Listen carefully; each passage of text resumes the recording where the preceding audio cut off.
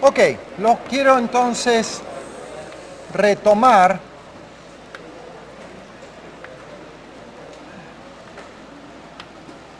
el problema de la gravitación, una fuerza de interacción siempre atractiva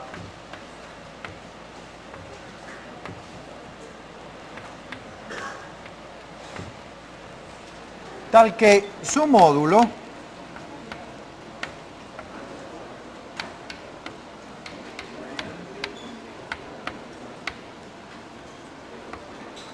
tiene un coeficiente que es la constante de gravitación universal, el producto de las masas, que curiosamente son las masas inerciales,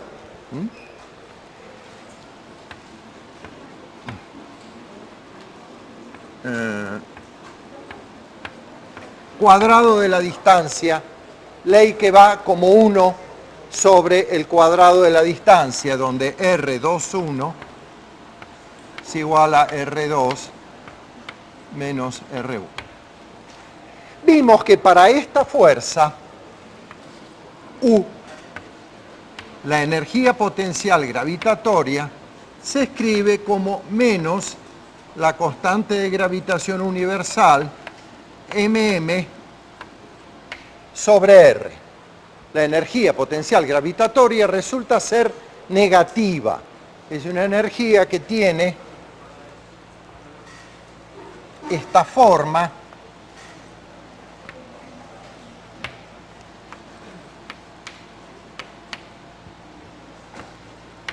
y que cuando los cuerpos están separados por una distancia infinita se anula. Eso fue lo que nos permitió calcular cuánto vale la velocidad de escape del campo gravitatorio terrestre para un vehículo que quiero que salga del marco de la atracción gravitatoria. Entonces, en el caso particular que esta fuerza con ese potencial dé lugar a órbitas circulares, yo mostré, en la clase anterior, yo mostré la validez de las leyes de Kepler. La primera era órbitas planas, consecuencia del momento angular constante, la constancia de la velocidad areolar, área barrida por unidad de tiempo, y la ley de los cuadrados con los períodos con los cubos de las órbitas. Perdón, sí, los cuadrados de los períodos con los cubos de la distancia entre las masas. Eso está bien para el caso de órbitas circulares, pero es un caso particular. La relación a la cual conduce esta fuerza entre dos masas no necesariamente implica un estado, como se llama en física, un estado ligado de órbita circular, o puede ser una órbita abierta, puede ser una órbita parabólica. Lo que sí se puede demostrar es que todas las órbitas posibles, o sea, todas las trayectorias de movimiento posible bajo este tipo de fuerzas son cónicas, o sea, son o parábolas o hipérbolas o círculos o elipses, que son las cónicas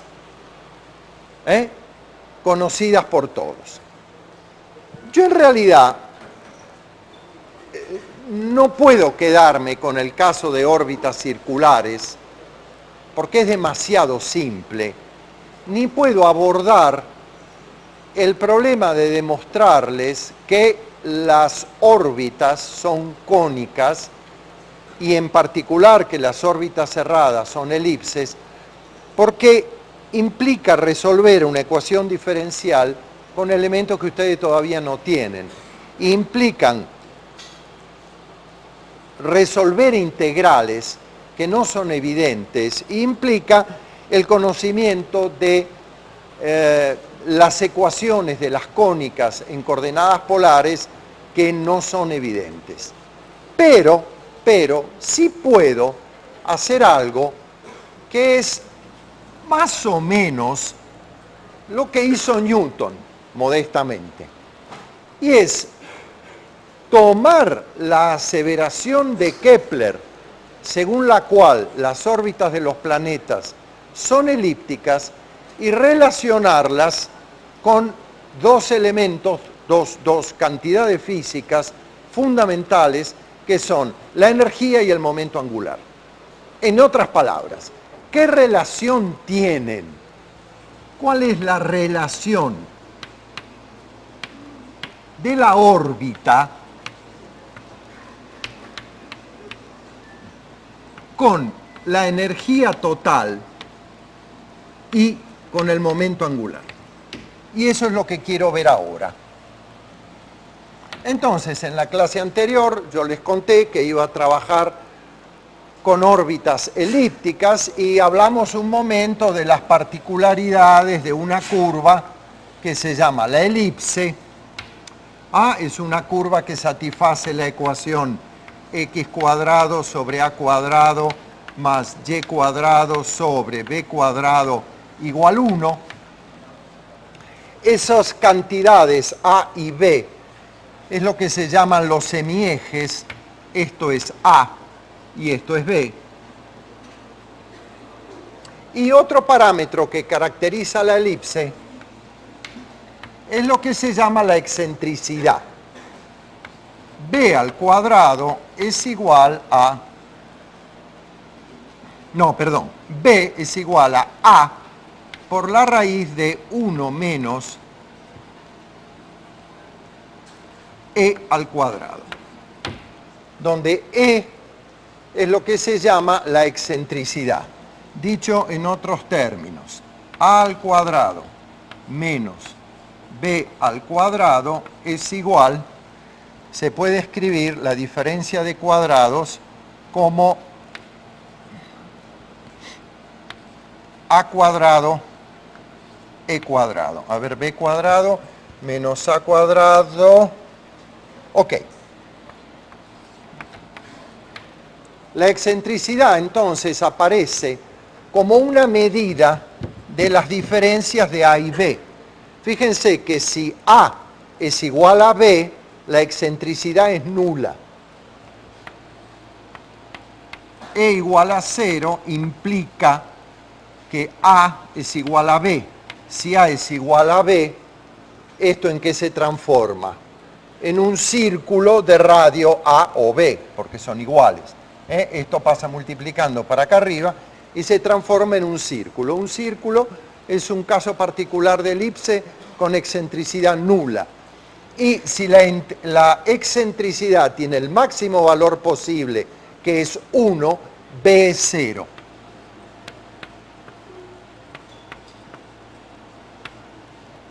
O sea, la elipse se reduce a este segmento. O sea que la medida de la excentricidad me da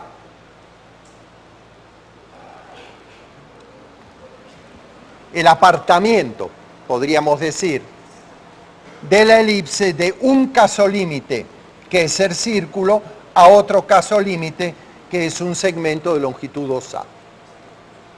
Es este número el que maneja como cuánto de achatada o de redonda es la elipse.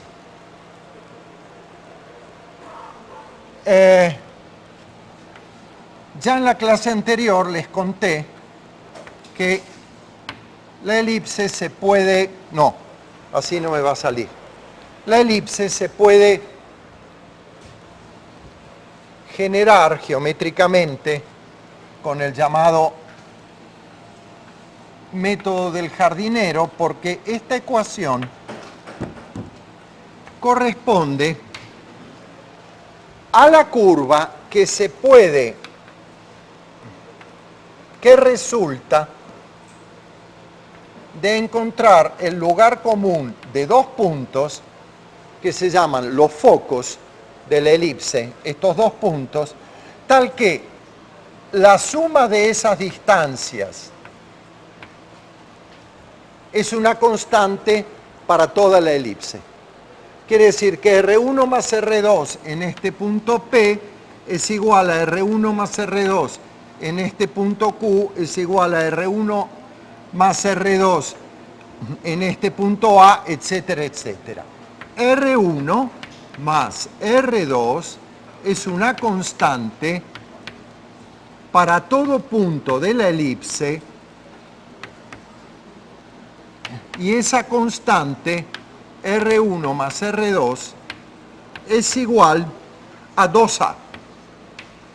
Eso es obvio, ¿no? Porque si me pongo aquí, R1 es esta distancia desde este foco a este extremo, más R2, esta distancia es igual a esta, y entonces esa suma me da 2A, que es el doble del semieje mayor. Entonces, y yo les conté ya en la clase anterior que la manera de trazar elipse geométricamente es fijando estos dos puntos, tomándose un hilo y ir trazando la figura, desplazando el hilo con un lápiz de manera de ir dibujando este contorno que satisface esta condición que es la definición de la elipse.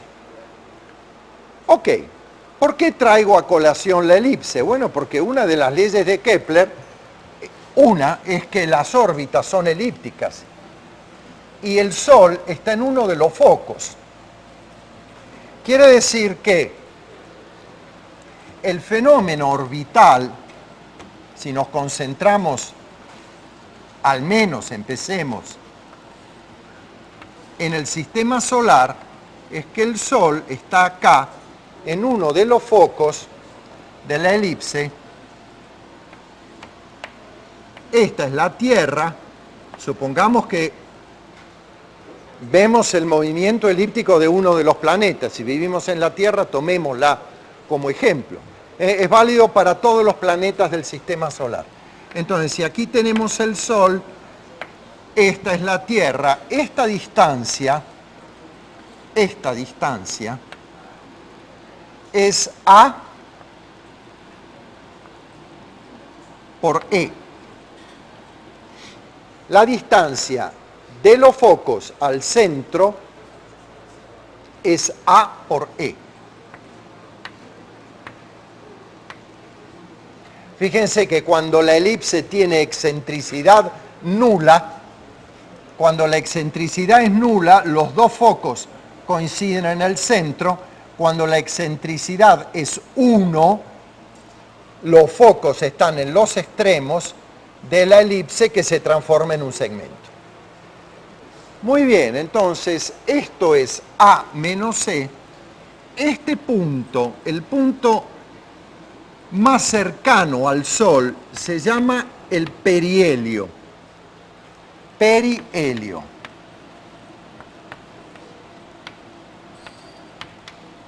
Próximo al Sol.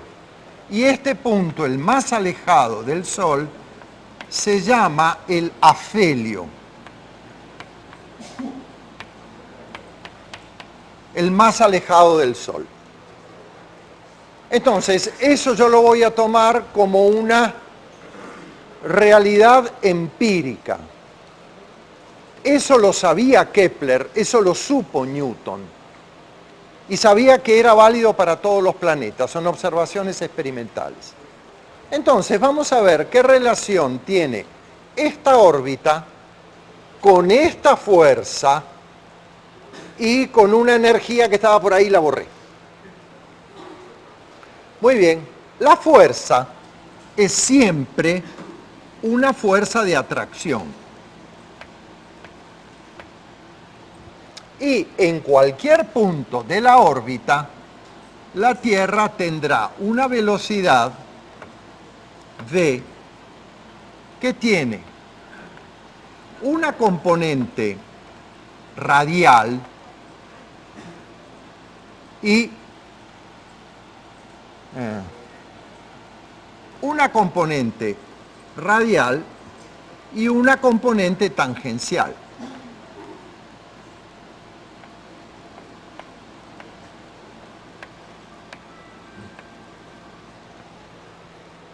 En particular, en el afelio y en el perihelio, donde el vector posición es ortogonal a la trayectoria, la velocidad no tiene componente radial.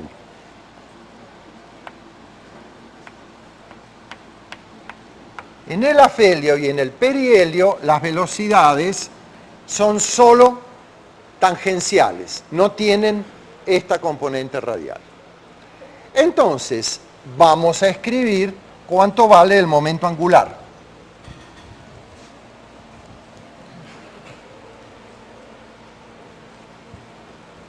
Fíjense que la estructura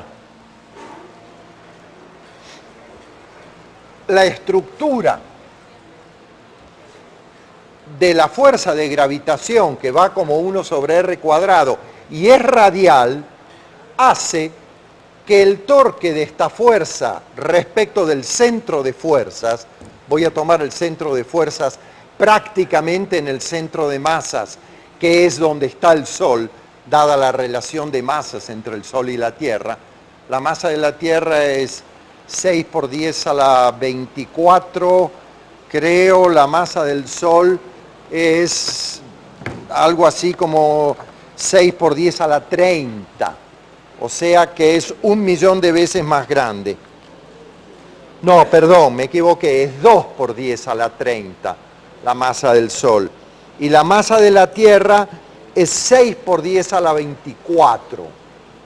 O sea, sí hay un factor de casi 3 por 10 a la 5, la relación de masa. Quiere decir que puedo considerar, como el Sol tiene una masa más de 100.000 veces mayor que la de la Tierra, que el centro de masa está casi en el Sol. Pongo el centro de coordenadas en el Sol y la fuerza me queda radial. Al ser la fuerza radial, esta fuerza respecto de este origen da torque nulo. Si el torque es nulo, el torque de esa fuerza es 0, 0 será igual a dL a dt. Pero si dL a dt es 0, entonces quiere decir que el momento angular R vector P es una constante. Y si el momento angular es una constante, eso es una cosa importantísima, porque quiere decir que el vector momento angular es constante. Constante en dirección, sentido y módulo. Quiere decir que si inicialmente esta era la situación, el vector momento angular para esta situación que yo he dibujado acá está en la dirección Z. R, vector P, dirección Z. Quiere decir que L siempre va a estar en la dirección de Z. Si L siempre va a estar en la dirección de Z, a este movimiento no le queda más remedio que ser plano, para que el producto vectorial de R vector P esté en la dirección de Z. Así que así de entrada, de movida, el movimiento de los planetas tiene que estar en un plano, cosa que es lo que se observa. Muy bien, pero todavía podemos calcular cuánto vale el módulo del momento. Bueno, vamos a calcular el momento angular. R vector P. Muy bien, pero lo voy a calcular en el afelio y lo voy a calcular en el perihelio. En el afelio, R está en la dirección X y la velocidad es perpendicular a R, porque aquí, por definición de vector velocidad, la velocidad es tangente a la trayectoria, y en este punto ese vector no tiene componente radial, tiene solo componente tangencial, puesto que es el punto donde el vector posición en ese punto de la trayectoria es ortogonal a la tangente a la trayectoria. Quiere decir que R y B son ortogonales. Quiere decir que R vector P es igual a M por R en el afelio por V en el afelio, donde VA es el módulo de la velocidad en el afelio. Quiere decir que esto me queda igual a M por V sub A. ¿Cuánto vale R sub A? La distancia del Sol al afelio.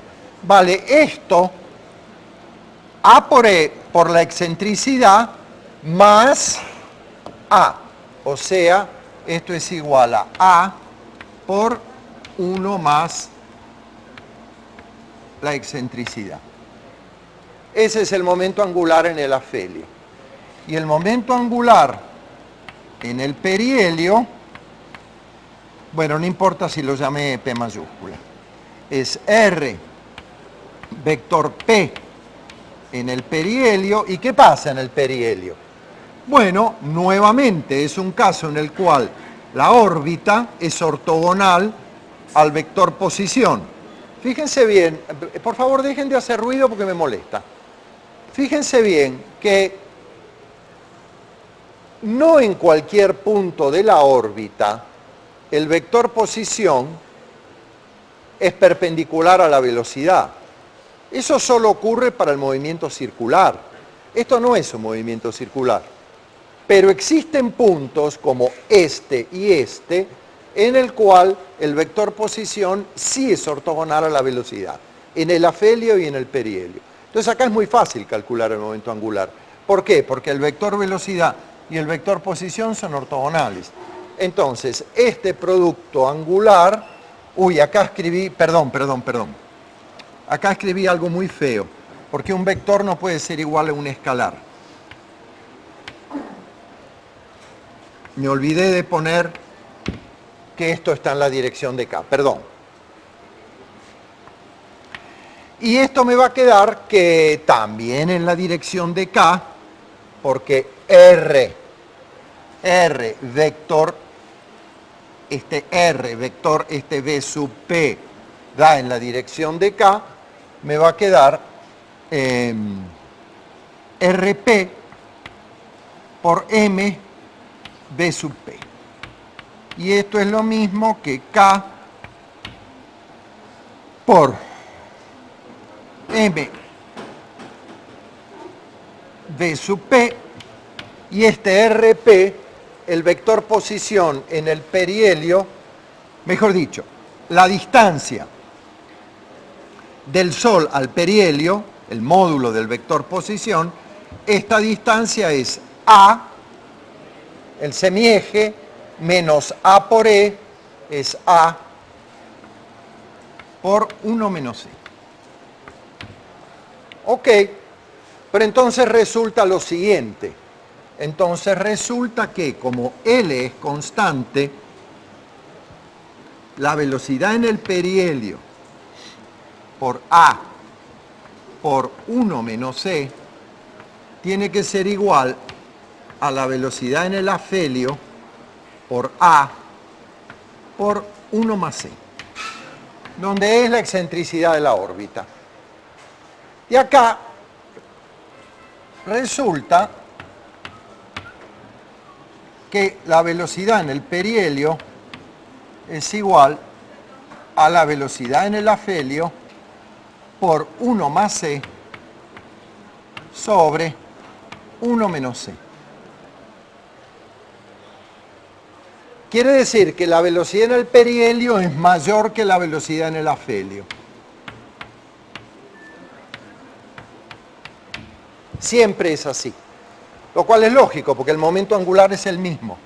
Como aquí en el perihelio está más cerca del Sol, su velocidad tiene que ser mayor acá en el perihelio que aquí en el afelio, que está más lejos.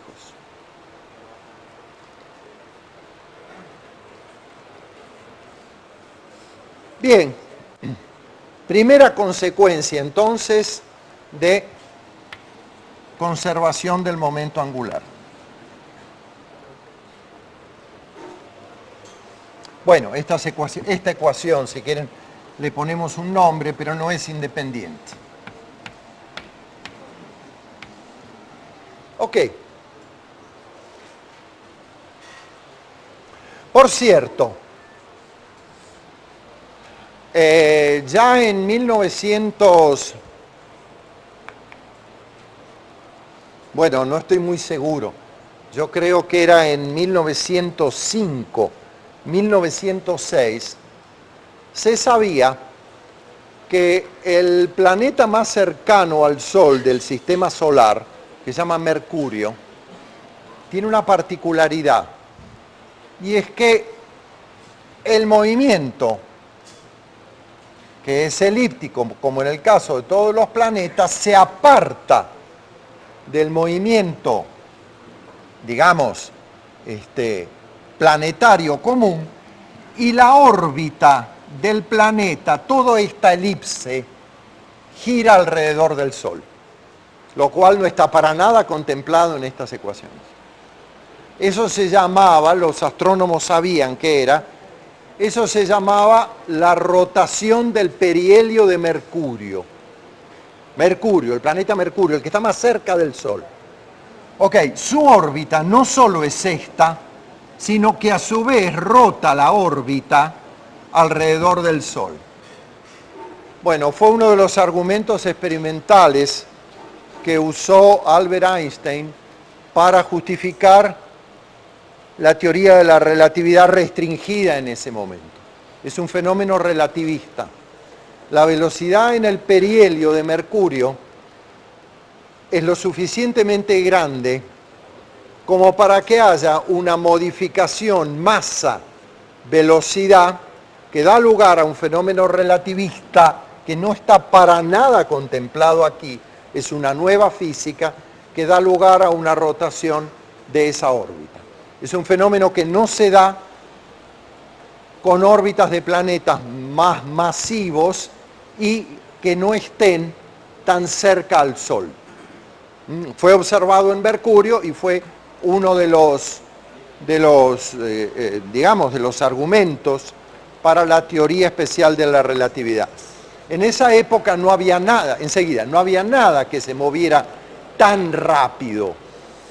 Hoy sí, hoy en los aceleradores de partículas hay electrones, hay partículas elementales que se mueven muy rápido y que se puede comprobar la variación de la masa con la velocidad. En aquella época no, y se utilizó eso, un argumento, digamos, una realidad astronómica, un laboratorio que está fuera de la Tierra, para inferir la variación de la masa con la velocidad.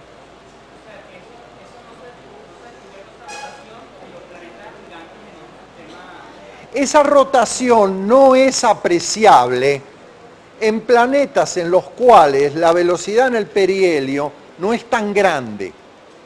El problema relativista, que no tiene nada que ver con lo que estoy diciendo, es que la masa de una partícula es igual a la masa en reposo sobre la raíz de 1 menos el cuadrado de la velocidad sobre el cuadrado de la velocidad de la luz. La realidad relativista es que la masa de una partícula no es invariable, como dice la mecánica clásica, que la masa es siempre la misma. La relatividad dice que no, dice que la masa de un cuerpo es igual a la masa en reposo sobre este término. Este término es la raíz de 1 menos el cuadrado de la velocidad dividido el cuadrado de la velocidad de la luz. Como normalmente en nuestro mundo cotidiano esta velocidad, la velocidad con la cual se nos mueven las cosas, es mucho menor que esta, ¿verdad? Que son 300.000 kilómetros por segundo. Este término es despreciable y esto es aproximadamente igual a esto. Cuando no es así, la velocidad en el perihelio de Mercurio, esta masa cambia, lo cual cambia por completo todo el tratamiento, porque entonces la masa del planeta deja de ser una constante de movimiento. Y el movimiento